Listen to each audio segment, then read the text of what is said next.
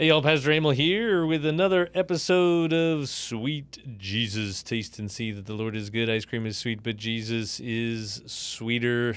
Here from the Open Arms Podcast Studio. We're back. We are back. That is right.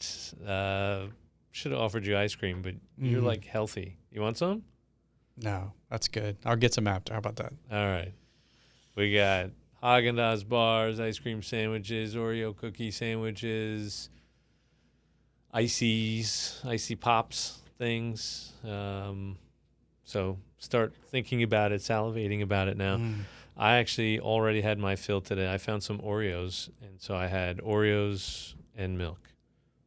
Probably far too many Oreos and milk. You know, Oreos is one of the, I think it's a product that is banned by several countries. They won't even let them sell it. It's because it's got so many different, just to let you know, not that I'm all that healthy, but. Well, if I Twinkies is another one. Unexpectedly pass out and die in the next 45 minutes, that's probably why then, I guess. You will be preserved for as long as the pharaohs and the tombs. There's that too, yeah.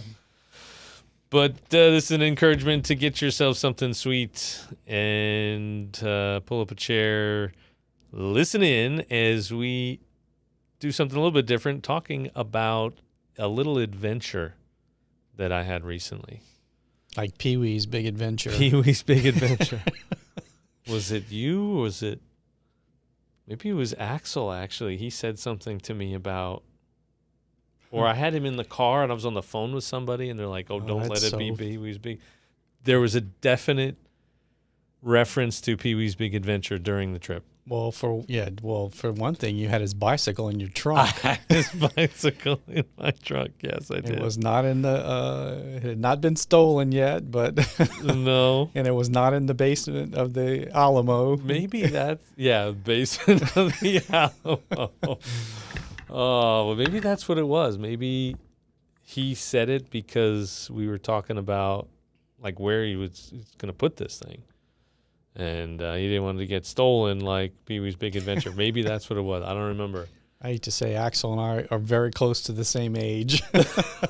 That's why we understand each other's references to those things like that. He's interesting bird. Yeah.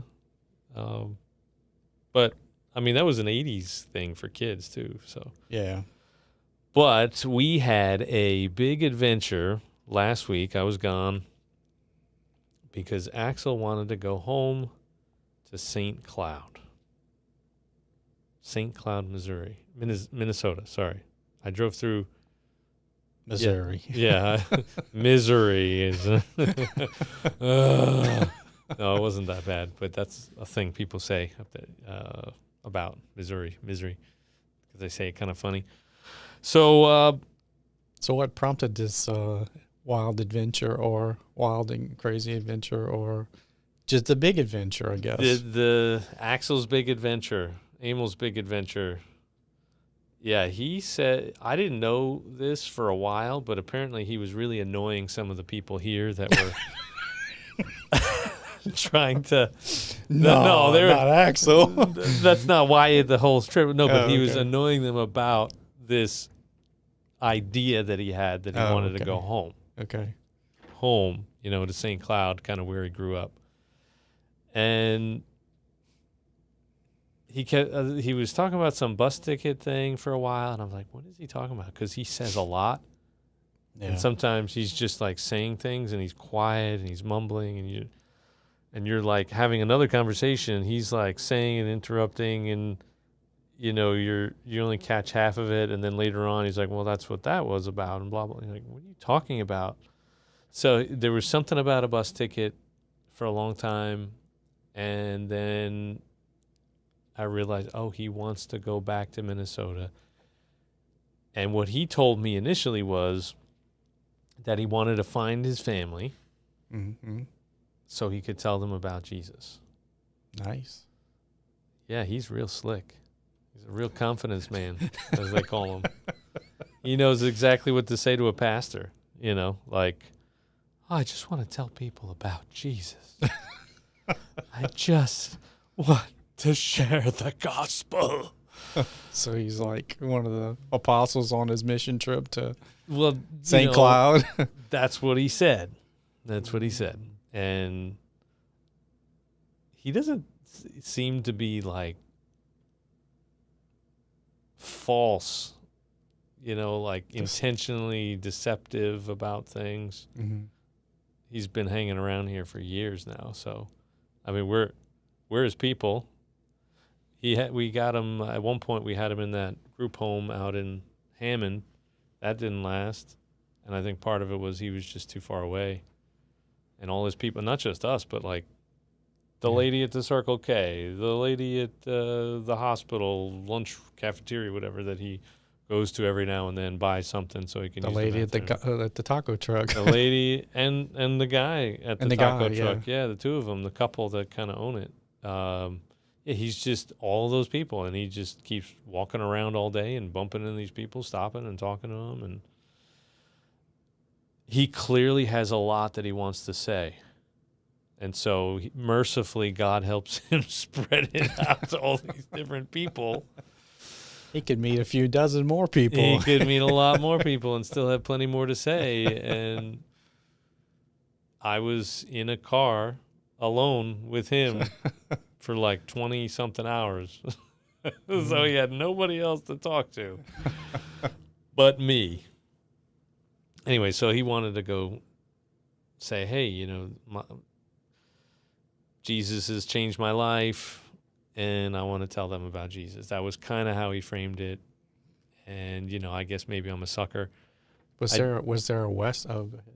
I did write a book with my buddy Bruce here, Open Arms, Connecting People to Jesus. It was around that time. It had been out a little bit and trying to talk about it and everything. I'm like, well, my God, he wants to tell people about Jesus. How am I going to stand in the way? That's the book. It says it's the most important thing. So I said yes, and we delayed him and delayed him and delayed him and delayed him. He got into an apartment. He got himself settled there. He got his Social Security checks coming. He got his Medicaid and all these other things kind of lined up. His health, he had to have some things taken care of. So we were kind of waiting for all that. And Easter for me, I didn't really want to go up there in the winter either, although it felt basically like winter, even though we were there in May.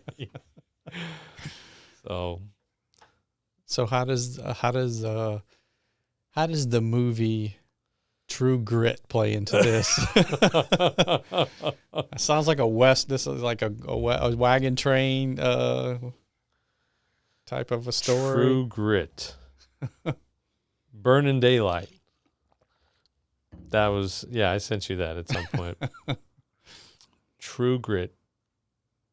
He thought he was Rooster Cogburn. And yeah, so this whole thing, like we were supposed to leave after church. I sent it to him a few times, like, hey, this is the plan. This is the schedule. I got a place for us to stay in Missouri. At the seminary that I actually went to. You get guest housing there. It's super cheap. So I tell him all this, and then Sunday comes, and I'm like, hey, you ready? We're going to go get your stuff and leave. And he's like, oh, today? It's like, oh, really? Yes, today.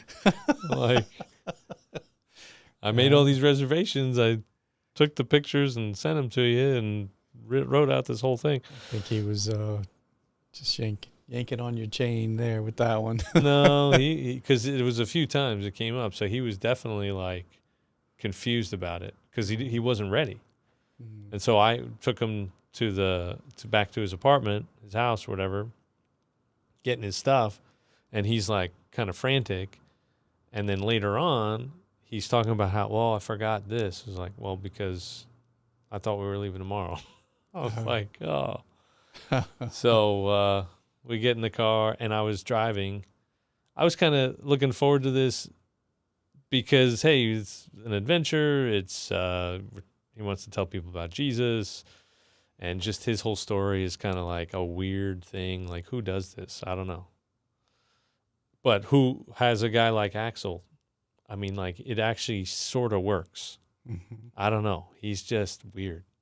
Like, I mean, we're weird. He's weird. Like, it's all just like a. How did he get here? And how did this happen? It just. He's not your typical homeless person. Yeah. He was not. I say this whenever I am telling people about this story, which there were people up there that were wondering how I got into all this. I stayed with some friends on the way back, and I went to a church in St. Cloud to try and say, hey, so there's this guy that I just brought up here. He was homeless. He's not anymore. Here's the story. Lay this whole thing out. And one of the things I tell him about, just to give him an idea, like, he didn't want anything initially when he first showed up on our doorstep, literally. And it was Christmas Eve. I'd been here 6-7 months. He'd been here at least, close to that long. We'd been bumping into each other. He was sleeping on our bench. And it was really cold that night. And I'd finished up church, and I'm shutting off all the lights, locking all the doors, and I see him out there getting tucked in for the night on the bench. I'm like, dude, it's Christmas Eve. Let me get you a motel or something like that, right? Because he's not asking for anything. This guy was putting money in our offering. Mm. Like, here's $1 for this. Here's $2 for that. Here's, what do I do with this? How do I put it? I'm like, well, there's the offering basket. Here's an envelope, And actually, every once in a while, Lisa asks me, like, who's, like, some weird name. And, like, one was, like, Mena Soter or something like that. Menna. And then, like, or, like, something weird like that. And I'm like, Mena, what? I don't know anyone named Mena. And then I'll look at it. I said, send me a picture. And I see it's his handwriting. And then you say it fast, like, oh, it's like Minnesota or something. Minna, whatever. And so he still does stuff like that all the time, plays little jokes and everything. So Christmas Eve, I go out there. I'm trying to get him to take a motel room. It's going to be really cold for Louisiana. And he says, foxes have holes, birds of the air have nests, but the Son of Man has no place to rest his head. If there is no room in the inn for my Savior, then I am staying right here. It's like, whoa. This dude just quoted the Bible at me. Hit you where it hurts, huh? Yeah. And, I'm not saying that we should all just sell our homes and live on the street necessarily, but it does make you think that maybe what I think I need isn't what I need, or is more than what I really, quote, need, Mm-hmm. So he was just an interesting guy from the beginning, and eventually he gets sober, he gets cleaned up, and gets in this house that he's been living in now for 6-8 months, and wants to go back and evangelize his family, but also he kind of hates the heat. He's from Minnesota, and I think it's also freedom. So people living on the street are sometimes on the street for a reason, like on purpose. Mm-hmm.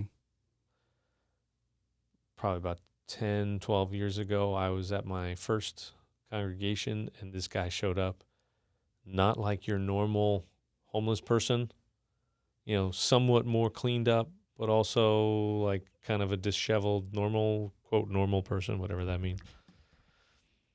And he was like, hey, I'm a hobo, which is like a specific thing. And I just am passing through town and just wondering if there's anything you can do to help me. Whatever you can do, great. I'm not looking for money. I'm not looking for, like, kind of a weird interaction, because everyone's like, oh, we got lost on our way to Las Vegas or something, and we're stuck and I need gas to do this, or the car broke down, or I got thrown out of my parents threw me out, or, all these elaborate stories that are usually almost entirely lies Mm-hmm. or old stories that they're using years later because it helps them get stuff. But he was just very direct, straightforward. Like, apparently there's like a network of, like a hobo network, like people that are intentionally living kind of on the road and just living off the kindness of strangers, essentially. And here's all the spots where you can get free. This is where you can go and find a bathroom. This is where you can probably find a shower. This is where you can probably get a good cup of coffee. And here's where you can, and they just bounce around like that. Now, I don't know that that's what Axel was, but, he didn't seem to need much. And so he hung out on our bench, but we got him in all these places. Oh, and then freedom, I think, is where this whole thing started. Like, freedom. He just enjoyed freedom. And maybe that was something the hobo up in Maryland where I was 12 years ago, just freedom. And now he's got this place and he's stuck inside there and he wants to be able to have some freedom. Hey, everybody else gets to go home to their family every once in a while. Everybody else gets to take a little vacation. Why can't I? Why am I now a prisoner in my Trying to make home? him a cog in the machine, huh? Yeah, well, I think he slept outside for a while. For a long time. He might still be, like when he was, just before we left, he may have still been sleeping outside. I actually hadn't asked him about that in a while. Yeah, he was sleeping out on the patio of the apartment he was living in. Back deck. The back deck, yeah. So something about it, just wants his freedom. And then the more we're helping and the more we're saying, no, don't do this, don't do this, don't do that. It's like just, and I spent enough time with him to figure out that this guy is probably dealing with significant childhood trauma stuff. He's a third generation alcoholic, I believe. I kind of knew that before the trip. And,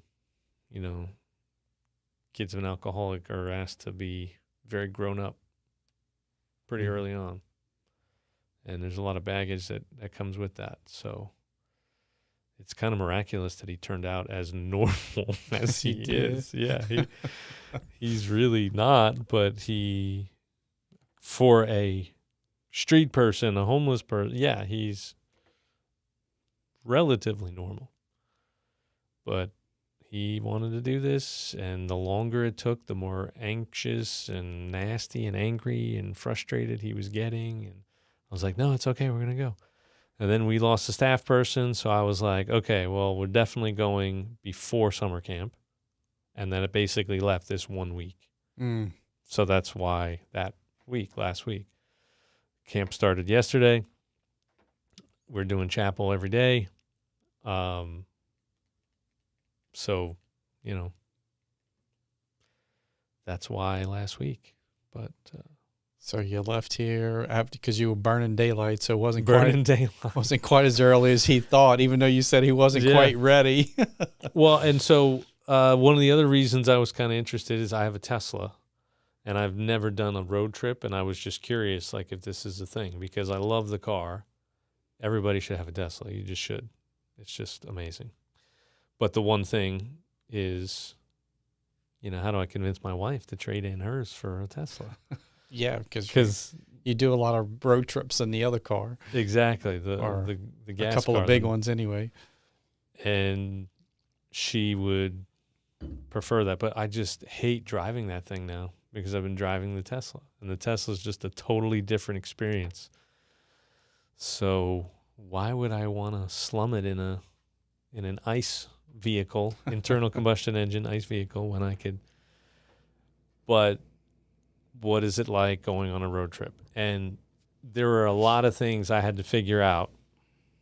It's not as predictable, but it is more relaxing, because you are stopping more frequently, but you enjoy the trip.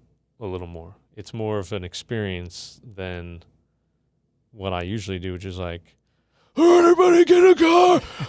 Don't move. Don't you drink a drop of water. Don't you, like. Okay, we're stopping for gas. Everybody in the bathroom. Yeah. Everybody get a snack. You have Everybody. 60 seconds to get back to this car, or we will leave without you. No, I don't say that actually, but that's the impression that I'm sure I'm giving. And definitely not stopping if we don't have to. So we'll go.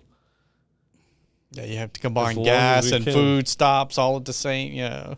Yeah. So, No, you're not eating the thing until we get for gas. You're on the Exactly. same schedule as the car. Yep. And this is obviously very different from that. And that first day, I had never done this. So I'm looking at what it says, but I'm like, well, why would I only charge for like 10 minutes or 20 minutes until the next one? And it is a fast charger, these Tesla superchargers, which, by the way, don't ever use any of the other ones. Those things are useless. Oh, my gosh, they're so terrible. They have like generic ones out there. Yeah, most of them don't even work, Hmm. like the really fast ones. But so I kind of wanted to experiment with this. So it was kind of interesting. Like, yeah, it'd be great to do a road trip and see what happens. I get to stop and see a couple of people on the way down, the way back. But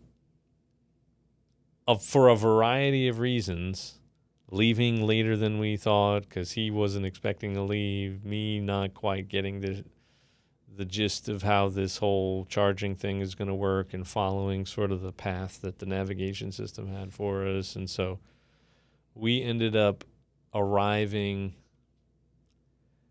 maybe an hour and a half later than I had originally thought I would get to this place, to the seminary.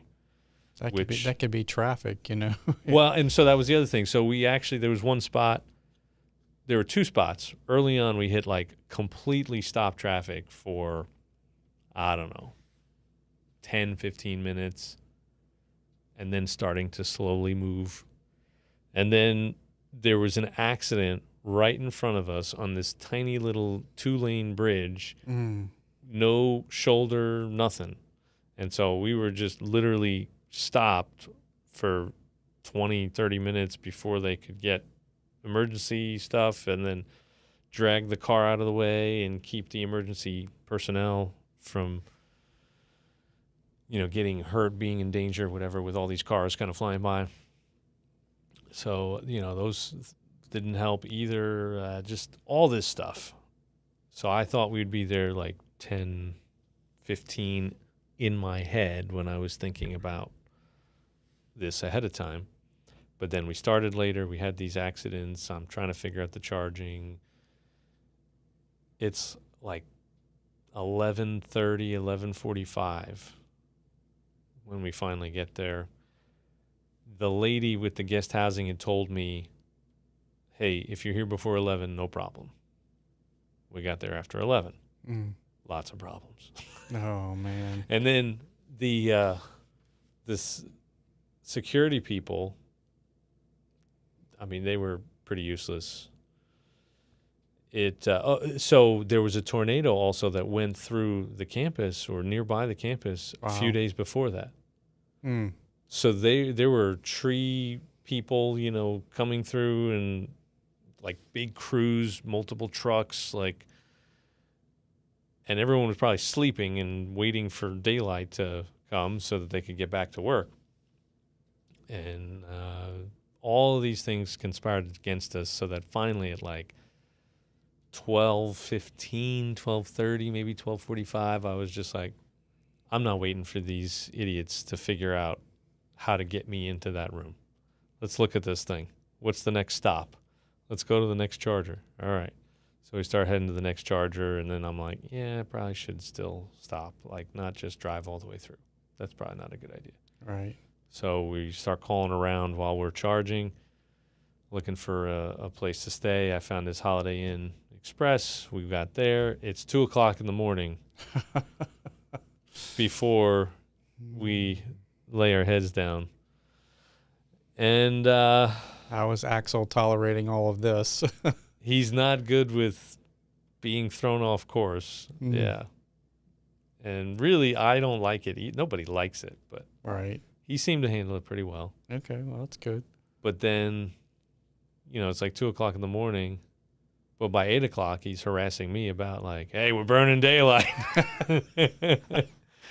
Burning daylight. Let's get back on the road. Slap that bacon on a biscuit and let's get on the move. Yeah. Something, I can't remember the line. It was something like that from one of his movies. John Wayne. Mm-hmm. Very good. So that was the first day. That was the first first leg of the trip. And actually daylight mattered because where we were, our ultimate destination was a campground in St. Cloud. Okay. This was going to be day 2? You were going to get there on day 2? And we needed daylight to set up his tent. Ah. And I was going to sleep in my Tesla. Put it in camp mode. Nice climate control all night long. It actually has that? Yeah. It keeps it running without running everything. Right, right. So, like, when you get into the car, it's running everything, getting ready to drive. But camp mode just essentially allows you to sleep in it, stay cozy, which actually was great. It was pretty cool to be able to do that. And it didn't use a whole lot of energy in the battery. Like I think it's at 1 or 2% an hour, maybe. And I feel like it was less than whatever I was worried it would be. So how was the drive for the second leg? Uneventful? It kind of went pretty uneventful. That was much better. God had more in store when we got to the campground. Okay. So you can like fast forward through that the drive of the second day, and then you get there and it's like, okay. Yeah. Was it dark when you got there? Was he putting on his tent? Like an hour or so of daylight left. Oh, that's plenty of time to put up a tent. So yeah, exactly. His tent was lickety split. And then I realized like, oh, well, I don't have a tent, but I do have to like set up my car. Like I got to lay the seats down. I got to roll out the mats that I had to sleep on and, rearrange the luggage, all the junk that we had, take out his bike, Pee-wee's Big Adventure. We did have his bike. The wheels were off, which made it really easy to slide it in. You didn't run into Large Marge anywhere along the way, did you? Just tell him Large Marge sent you.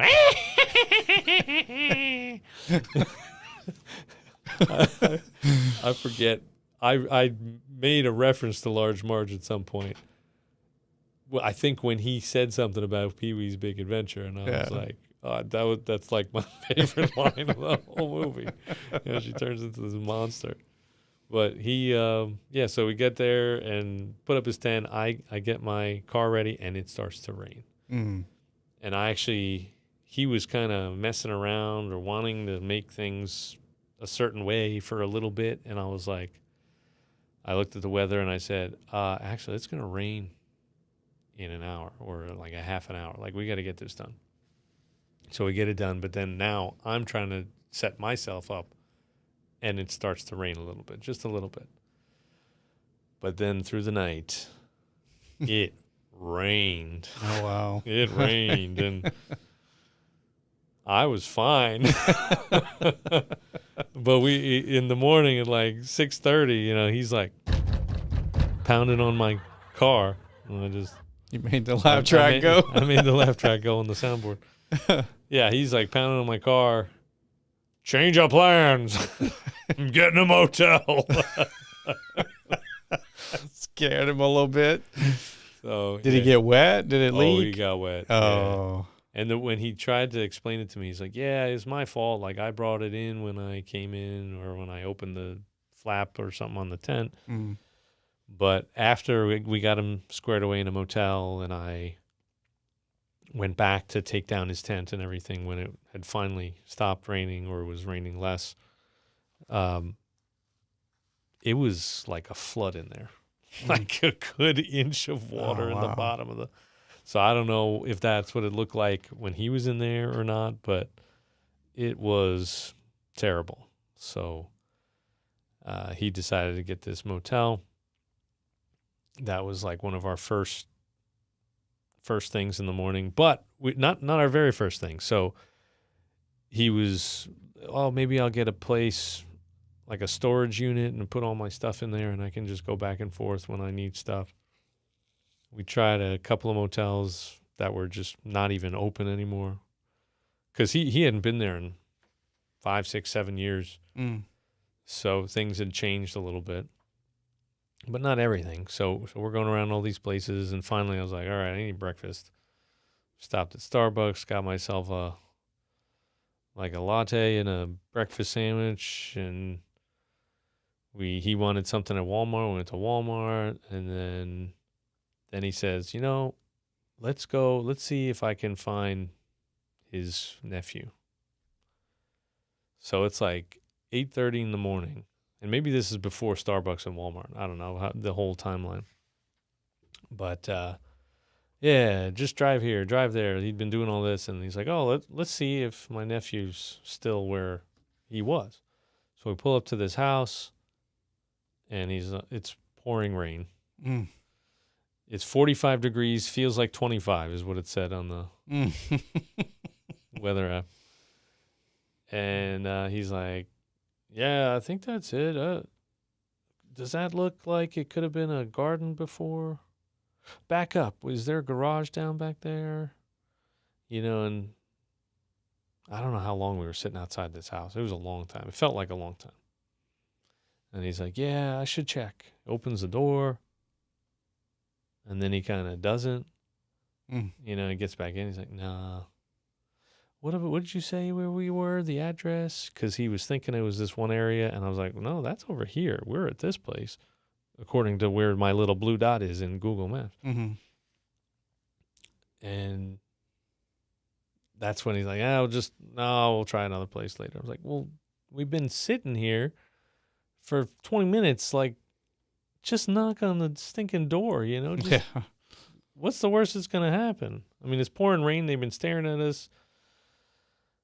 They're maybe wondering what's going on, but, I don't think it's dangerous. Just knock on the door. Just see what happens. So he finally goes up. He rings the doorbell. Nothing. And I'm kind of like, he said 33rd and 3rd. This is not 33rd and 3rd. This is probably the wrong house. But, whatever. Nothing happens up there. I'm like, all right. Kind of paying attention. Not even hardly paying attention. Rings the doorbell again. Still nothing. And then I look back, and the door's open, and some dude is like poking his head out, kind of like, what are you doing here? That's what I thought he was doing. And then all of a sudden I turn around again, and he's out, and he gives Axel this giant bear hug. I was like, oh, so he just didn't recognize it. They didn't recognize each other or whatever. And so, of course, I didn't have my camera or anything ready. So I got a picture afterward, blocked by the umbrella he had, of these two random guys not standing that close to each other, like. The avid reporter on his mission. Yeah. So it was his nephew. We got a phone number. And, he's like, I'll be in touch. I'll be back, whatever. We got to find a motel. This is terrible. So we eventually found him a motel, got him a couple of nights because it was going to be miserable for at least a couple of days. And I said, yeah, I'll just stay in my Tesla. Or I could leave from my friend's house a little bit earlier and just kind of hit the road a little bit. So finally I decided to hit the road. I pack up everything. I get in the Tesla. I bring it to him at the motel. And he asked me to take the tent to his nephew. But he's also saying he hasn't been able to get through in the phone number. I'm like, we had tried, a number of people, here had tried to find his family before we went and at other times. And they couldn't find good numbers for him. And now he's telling me that it's sort of an out-of-service number every time he dials it. So I'm like, did he not want anything to do with him? What's going on? And I said, give me the number. Let me try. And I text the number. Hey, he wants me to drop something off. What's your address? Because I didn't know the address. He's just go left, go right, here, stop. That's all I got. Mm. And he immediately responds with the address. Hmm. So I look at Axel's phone, and he didn't put in the full address. Oh. The full phone number, like it was minus the area code. Oh. So the first 3 numbers are in the area code, and then the next 3, and then the 4th is in the next section, but there's still 3 numbers missing, kind of thing. It's like, Axel, what are you doing? Let me put it. So I put it in right, and he's got arthritis bad. His fingers. I mean, it's amazing this man still gets around the way he does. Mm-hmm. Although he did seem to notice, like, oh, climbing into a tent isn't what it used to be. I was like, this is what you wanted to do. You want to do this. So Did he have his bear spray? he had his bear spray just in case. Just in case. So I put it in right. I said, call him before I leave. Just call him. He calls him. He picks up right away. Oh, hey, yeah, where are you? Oh, you're at this America's Best something in whatever.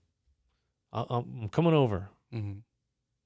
So he was on his way over when I was leaving, and so I felt good about it. And it sounds like they had been in contact a bunch after I left. I've been texting with him a little bit. So, and before I left, I'm walking out, and he's like, yeah, so I already kind of tried to talk to him about, Jesus and some other things, and he may actually come to church with me. I was like, oh, that was another thing I did at some point. I stopped at the church because I wasn't getting anywhere with emails. And I'm explaining to this guy how I know this guy. And I'm also at the same time like, oh my goodness, 20 hours in a car with this guy, it was really hard. And so I don't think he knew what to do with me. And he's like, well, we're not going to do what you're doing. I was like, well, I'm not asking you to do that. He probably won't ask you to do that. But like, if for some reason, like he needed a ride somewhere, or just the fact that he might show up at church, you should know that, he's legit. Like he's straightened out a lot, and he's got a lot of people back here that care about him and all that sort of thing. And, here's my contact information. Let me know if you notice anything. So I actually didn't ask him yet, hey, did you actually go to church on Sunday? And did he take you? And how did it go? And so it was a mild success. Yeah. Sounds like an adventure. Mm-hmm. Definitely does. So was there a verse that you were thinking about that related to all of this? I don't know. You got one? There's a lot of them. Well, you definitely left the 99 to. There you go. Left the 99 for the 1. Yeah. Luke 15. Matthew, I think it's 18, like the very beginning of 18. There's a similar one with sheep and whatever you do for the least of these. Matthew 25, yeah. You did it for me. You think Jesus would ask you to take him on a road trip with your Tesla? I hope he would allow me to use a vehicle of some kind. I mean, he walked. Right? Yeah. And his disciples got up and, He might be able to just like put some power in your battery. Enough with this stopping. We got to get where we're going. And like E.T. Yeah. Glowing finger. Pretty soon it's instantaneously charged or something. I want him to put like solar panels in the glass on the roof. Just constantly charging all the time. Yeah. Especially because those things bake in the sun, as I'm noticing in mild climate here in Louisiana. So when did so his first Sunday would have been this past Sunday? This past Sunday, yeah. And when did you get back home? Saturday night, pretty late. Okay. Yeah. But I listened to a book. Most of a book, audiobook on the way back.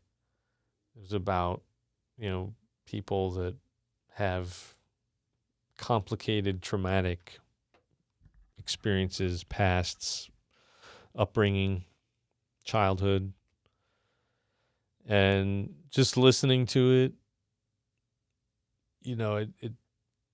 it really feels like most of society's problems stem from like developmental trauma, childhood trauma, dealing with. I mean, there's like this incredibly high correlation of people that have like schizophrenia, borderline personality disorder. I didn't get a chance to write all this down. I'm listening to it, but there was some strong connection between that and, significant childhood trauma. Stuff that, I mean, just hearing about it on this audio on the way home, that it's like, it just drains you thinking about it, hearing about it, that this stuff has happened to people, and the way that, when the safest people in your life, or the people that are supposed to be the safest people in your life, turn out not to be safe, really, and then you have to figure out ways to essentially survive because you actually need them to stay alive, and yet at the same time, they're the most dangerous people you know. And so your mind has to like do these weird things, your body does these weird things to try, and it's self-preservation. Right? Mm-hmm. But that's how, like, they sometimes don't even know this by the time they become adults. Like, they've already blocked it out because you can't exist and know this. Like, you can't exist in the same relationship with all these different people if you are consciously aware of this. So your mind does all kinds of weird things to keep you from, experiencing the full weight of the horror. Right. And then just think about, well, that's like schizophrenia or borderline personality disorder. That's what's happening, like this fragmentation of a person. And not just that. I mean, post-traumatic stress type things, anger, rage, paranoia, all these things are all related.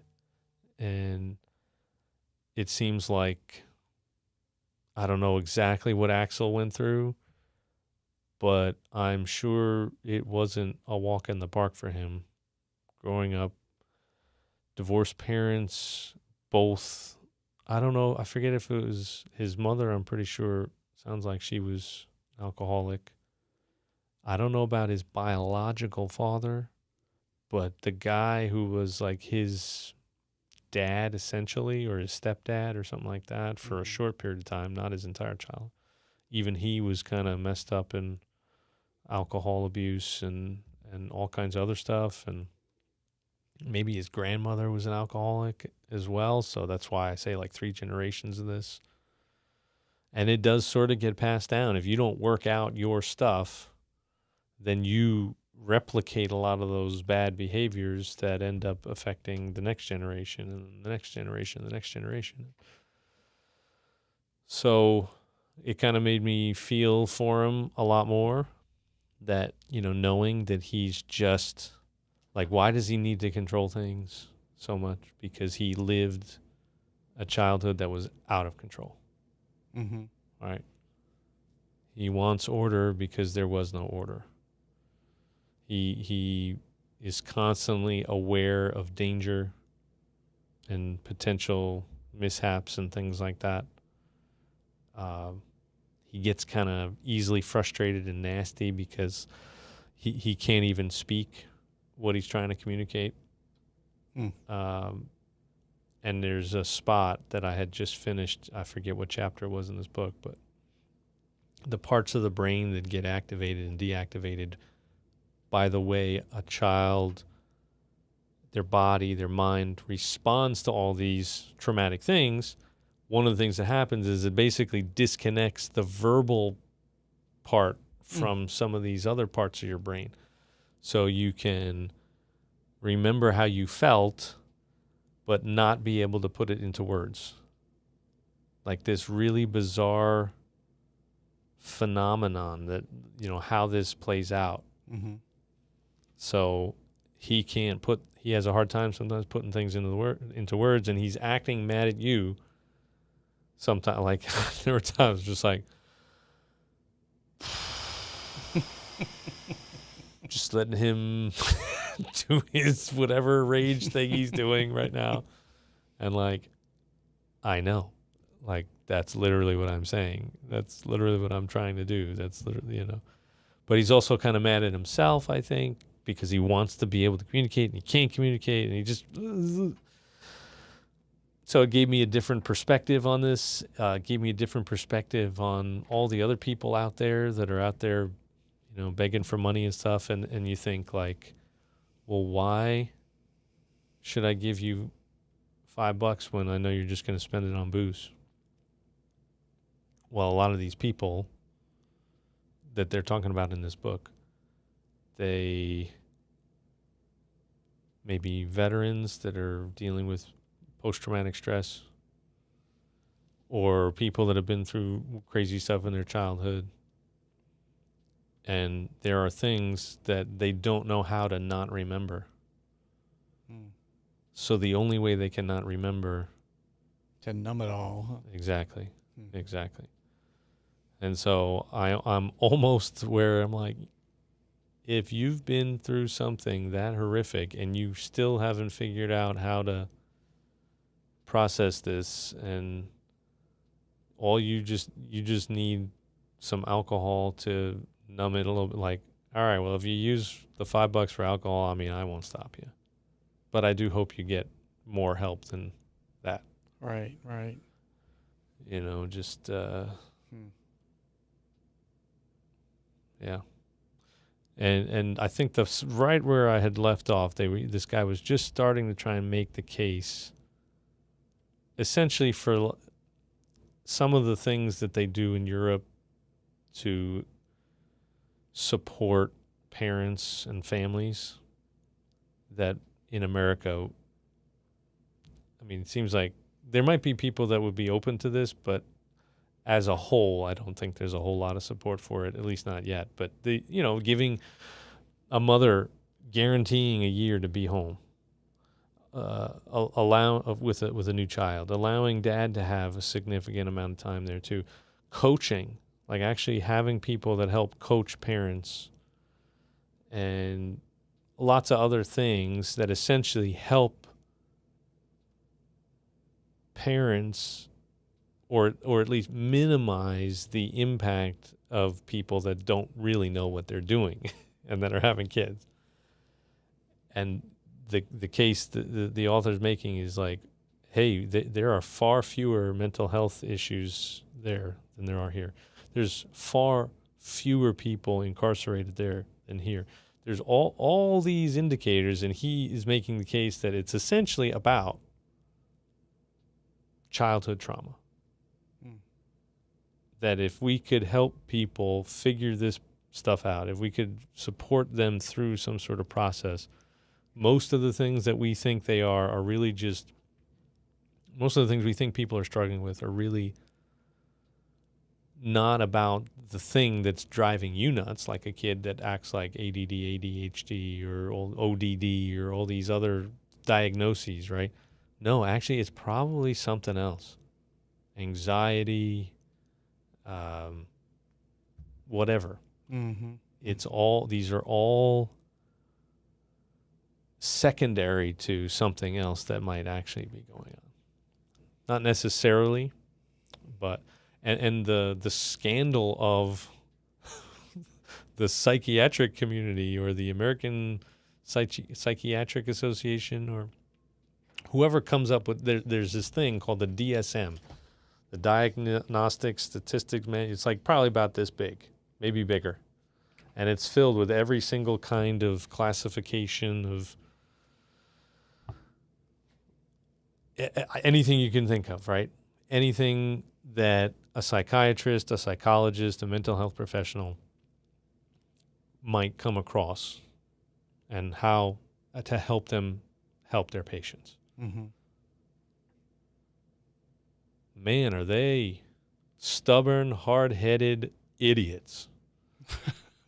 Why? Well, they got it all laid out. Why isn't they're not using it now, or they're changing? Because it's just like all the things that we're dealing with right now with this whole Make America Healthy Again thing. Mm-hmm.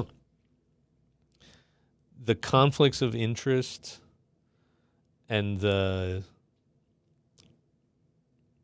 don't know what the right word. Not like, it's not nepotism because it's not family. It's not cronyism, or like you just begin to, the institutions and organizations and whatnot begin to serve themselves and perpetuate their existence rather than find truth, Right. or Right. find the best solution. You know, Mm.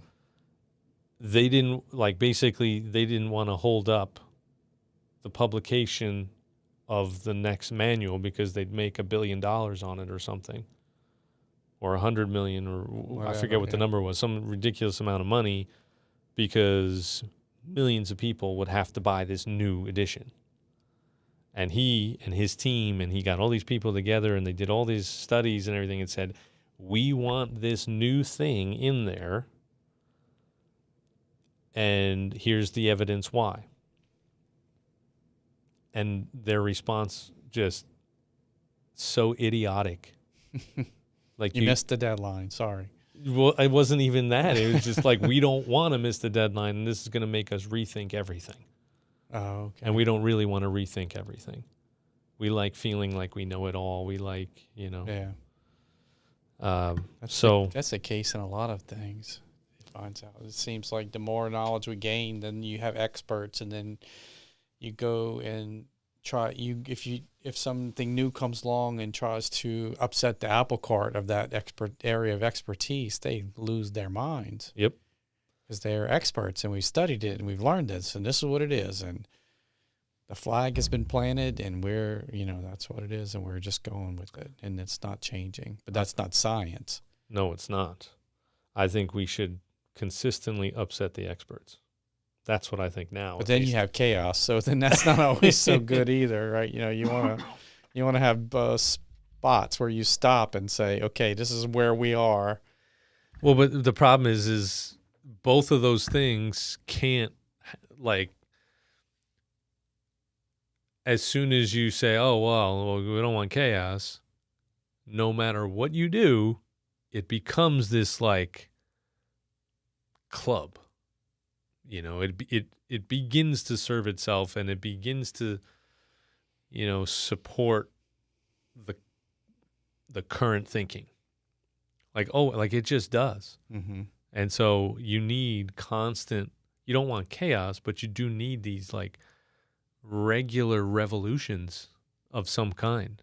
Mm-hmm. Academic, intellectual revolutions. Not in every sense, because, like, right now we're talking about Make America Healthy Again, and Make America Great Again. And, we've got, on the one hand, upsetting established experts and organizations that have come to these great conclusions that a lot of people think are just baloney. And then at the same time, going back to some common set of norms, like, let's go back to something. Let's keep it there. So, like, revolutionary and counter-revolutionary, or anti-revolutionary, like, mm-hmm. So maybe that's what you're talking about. I don't know. But all I know is I was, like, super, super angry listening to this description. Like, they what? Like, for the second or third time? Now, I'm not done with the book, so maybe it gets resolved. Right. Well, it wouldn't, though, because I don't know. It depends on what volume they're up to. Like, so it's like DSM 1, 2, 3, 4. I forget what they're up to, 5 maybe. And it may have been that the one he was talking about was 4, which means maybe he got corrected in 5, or it was 5, and we still haven't gotten a new one yet, sort of thing. Mm-hmm. Mm-hmm. Although they might be itching to get $1 billion, so why would they wait longer than they need to? But yeah, just things like that. And they need to, in software development, the thing is now is agile development or agile development. And that's where, in the past he did like this waterfall method, and you develop this new system or this new product, like, which is, they're coming up with this manual.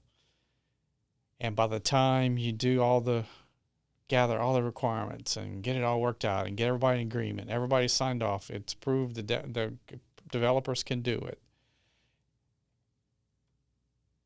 The technology has changed. The requirements have changed. Suddenly, what you just spent all that time building was something for 3 years ago. And we can go forward with it, but you're developing a 3-year-old product. Yeah. By the time you get it implemented, it'll be 5 years old or 4 years old or something. So they're trying to their solution is do this agile development where it's ongoing development. Like you do things in 2-week sprints, they call them. So you develop a set of requirements, boom, you implement them in 2 weeks, and then they test it or whatever, and you go forward with it. And then you just keep rolling it out. It's like you never really stop. So it's almost similar, it sounds like they need to do, have another method for developing this thing so that. But how long does it take to do studies, and how long does it, to analyze that and prepare it, actually carry it out? But that's probably where AI will come in, because it'll be able to process process the data and put out something that's readable in much faster time than people. Yeah. I don't know. But then, do you trust it? Yeah, exactly. I don't know. We are going to be living in some very interesting times here soon. So don't build your house on a rock and not on shifting sand. Is that what basically a person's life was? That kind of what it sounded like if people's lives are constantly shifting at a young age. It's not on a foundational. It's going to come down at some point. How do you help them build on the rock when you don't have access to them until they're already beaten up and abused and whatever? And Jordan Peterson was saying something like, if a child isn't socialized by the time they're, between 3 and 4 years old, it's problems. Yeah, they won't be. They will always have problems. So, it kind of goes. So, the book didn't say that all the homeless people in the world have these issues, right? Some people are highly functional. In fact, many are, because they had to learn. They grew up very fast. Mm-hmm. They were taking care of their parents. If your parent's an alcoholic, you end up taking care of your parents. You're cooking your own dinner at 6. You're right. So they tend to be highly functional people too. So this isn't just like, because I don't know how many homeless people are going to listen to this. So I would just say, like, if you are a person that is maybe an overachiever in some ways, overly organized, struggles to have strong connections, feels very paranoid, very vigilant, right? Because that's what you have to learn to be. You have to be constantly vigilant about your surroundings and assessing who's safe and who's not. If you feel like you're kind of reliving some things over and over again, the faces change, the names change, but the characters are essentially the same. The inability to enjoy life and like a numb feeling, like a natural, like you don't necessarily need alcohol to feel numb. Like you just have this kind of, you just don't get you don't have these bouts of joy as much as maybe other people do. I don't know, there's a lot of things, but you should probably read the book, and you should probably get some professional counseling, because there's a possibility that you're dealing with something you don't even realize you're dealing with. And man, there are some ways to deal with this stuff. Veterans, that's where he started the whole book. He started in a VA hospital. If you're a veteran and you're struggling with these things and you keep like reliving moments and, it's affecting you and your family, get some help. There's help out there. This book is like 11 years old. Mm. So I would hope that, by the end of the book, I'll find out that they made some progress. I can look it up. I haven't looked it up yet. Like, where did it go from the book? Like, where is this kind of research and, this vein within psychiatry and psychology? Like, where is it heading? Has it gotten any stronger? Is it getting more acceptance now? And how do people find help with this stuff? So, yeah, see, one of the problems that's been stated is that, they take people into the military and train them to become war machines, but when it's over with, it's like, okay, there you go. mm-hmm. And they just basically let them loose. And, it's almost like you need a detraining so they can function back in society. Because that's things I've listened to is the guys. Yeah, I mean, suddenly I was cut loose and I was like, now what am I supposed to do? In fact, there was a story of a veteran. Oh, it was, I think, well, maybe I shouldn't claim it's this person, but there was a veteran who went to Vietnam at 18, spent whatever time in Vietnam, came back home before he was 21, and he was in the military. He could... Oh, yeah, and he couldn't get a drink at a bar. Couldn't get a drink, couldn't do any of that. He couldn't get a drink at a bar, and finally says, look, I want to go back. He said, no, you don't need to go back. And he said, in the military, I was treated as a grown man. He says, here I'm treated as a kid. I want to go back there and do that. Amen. Yeah. So anyway, I don't know. Yeah. Well, there's definitely some deprogramming that probably has to happen. Anyone that sees combat, I don't know if it's deprogramming so much as it's how to live, decompressing, after all of that, or working through some of the trauma. Mm-hmm. Because in some of these stories, this was the very early part of the book, was his experience with veterans, particularly Vietnam vets. That's kind of when he got started. Vietnam vets were just starting to have a lot of they came back, they started their lives, right? So it didn't even happen right away. Like, it took a while. And then all of a sudden, some of them maybe even very successful in their careers, but their home life is a giant mess. Mm-hmm. And it just gets progressively worse. And they're thinking about things that they experienced with people that were like the best friends they ever had, kind of thing. And then not only that, but like sometimes what they did in response to the things that happened to their best friends, their brothers, right? Because, something happens to the most important person in your life, you kind of lose it for a little bit. Mm-hmm. And you do some crazy stuff. Although war means you kind of had to do those crazy things because you learned that, oh, yeah, they did send kids out that were strapped with explosives to kill the American soldiers. Mm-hmm. Like, so I killed a kid.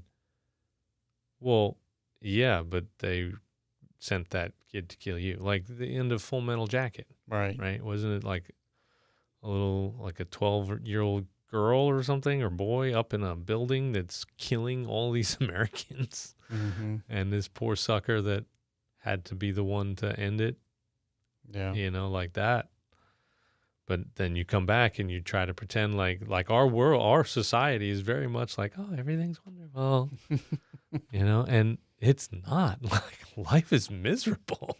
And somehow we just play it off like, oh, everything's fine, Yeah. And we do have a very privileged existence. Western culture, like, for the most part, it's so good and so safe for the most part. Right. But that's not all of what happens in this world. So anyway, we blew past my alarm. Oh, okay. Well, but here we are. Any more questions about Axel? nope. You'll have to give me an update, see how he's doing in a few days, I guess, if you hear from him. Yeah, is there going to be an adventure, a return adventure? He's got a train ticket. Oh, okay. Very good. Before we left, Lori bought him a train ticket. I know she wanted him back. Yeah. That was her. So the people that have provided the most help for him, also maybe we all do a little too much. And he likes to be free. So we all need somebody to sort of mother us a little bit. Hen, as he calls Mother her. hen, as he calls her, yes. Yeah. We all need somebody to mother, but we also all need to spread our wings and fly, get out on our own, right? Right. So that's what I think he's doing, but he did get a train ticket back. He seemed very interested in coming back. Like he wants to come back. He's got this woman that he knows here that, he's always with the ladies, this guy. Like, has always got some lady friend looking out for him, This lady not too far from here, she works nearby, and she actually came here that Sunday that we left with a gift for me. I'm like, what did I do? I'm going on this trip. She must know. Like, oh, you're going to sit in a car with him for 20 hours. Let me just give you this ahead of time. Yeah. But it was like, 6 degrees of separation or something like that. 6 degrees of Kevin Bacon. Mm-hmm. It was like 3 degrees of destiny. Like, how many steps does it take for us to have a reference to this woman, Destiny? That was basically like constantly. And I would tease him about it too. So I would bring it up and was like, oh, you mean Destiny. Oh, yeah. So apparently she's going to pick him up and at the train station, maybe, I think. So he actually has a date? He has a date. He has a ticket. It's been purchased, paid for. He's just got to get to the train station, which he's a pretty organized guy, pretty resourceful guy. Yeah. We'll see. But if you're out there, say a prayer for him. Not sure exactly how he's doing what he's doing each and every day or where he's going. And this is like, kids. They grow up and spread their wings and fly. And, I don't know where my kid is right now, but they're adults. So let them go. Got to let them go. And even when you're not with them, God is with them. Yeah. Right? They can't be the overprotecting parent. Yeah. So, all right. Say your prayers for Axel. And let us know any questions you got. And like, share, subscribe. Don't forget these lovely books here. It'll fund our next homeless man turned sober man turned evangelist. How do I? Yeah, there we go. Open Arms, Connecting People to Jesus. The Tales of Nola. Book number 3 is in the works. Coming soon. Coming soon. To a bookstore near you. We'll see. We'll see. All right, y'all. Great to be with you. Taste and see that the Lord is good. Ice cream is sweet, but Jesus is sweeter. Later.